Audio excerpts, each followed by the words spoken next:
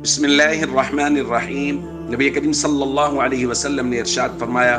دنیا کی بربادی اللہ کے نزدیک ایک مسلمان کے قتل ہونے سے کہیں زیادہ کمتر و آسان ہے۔ دوستو،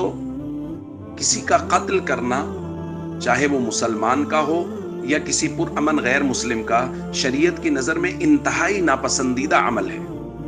یہاں چونکہ قانون بیان کیا جا رہا ہے اسلامی معاشرے کا، جہاں مسلمان ایک دوسرے کے ساتھ مل جل کے رہتے ہیں، وہاں اگر کوئی مسلمان کسی دوسرے مسلمان کو قتل کر دے تو اس کا ضابطہ اس حدیث میں بیان کیا جا رہا ہے۔ اس لیے یہاں مسلم کی قید لگائی ہے کہ کوئی مسلمان اگر مسلمان کو قتل کر دے تو اس کا جرم کتنا بڑا ہے، اس کو یہاں بیان کیا جا رہا ہے۔ باقی اگر کسی غیر مسلم کو کوئی مسلمان قتل کر دیتا ہے اور وہ ایک معاشرے میں اکٹھے مل جل کے رہتے ہیں تو اس معاشرے کا حکم دوسری روایات میں تفصیل سے بیان کیا گیا ہے۔ اس جرم کی سنگینی کو بھی بیان کیا گیا ہے اور ساتھ ساتھ اس جرم کی سزا کو بھی بیان کیا گیا ہے، اور اس پر ہم ایک درس بھی انشاءاللہ ریکارڈ کریں گے۔ اگر کوئی مسلمان کسی مسلمان کو قتل کر دیتا ہے تو نبی پاک صلی اللہ علیہ وسلم فرما رہے ہیں دنیا کی تباہی سے بڑا جرم ہے یہ۔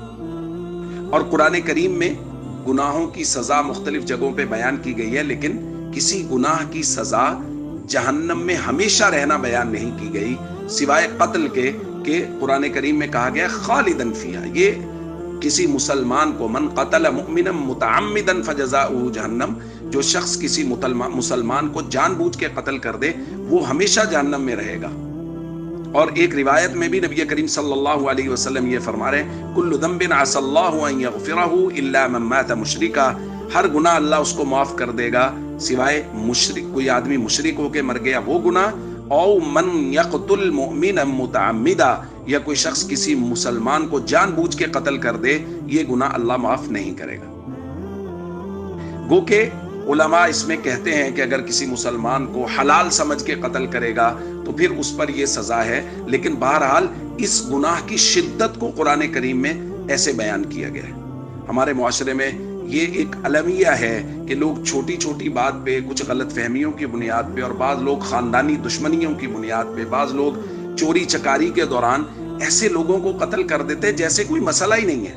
خاندانی دشمنیاں چل رہی ہیں اور سالہ سال ہو گئے، اس خاندان کے اس خاندان کو اور اس گینگ کے اس گینگ کو، اور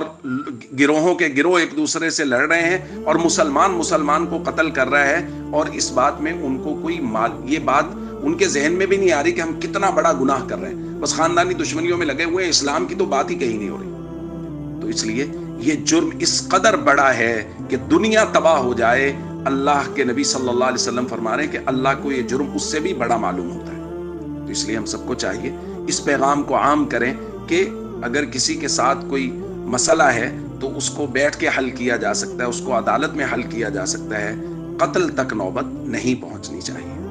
السلام علیکم ورحمۃ اللہ وبرکاتہ۔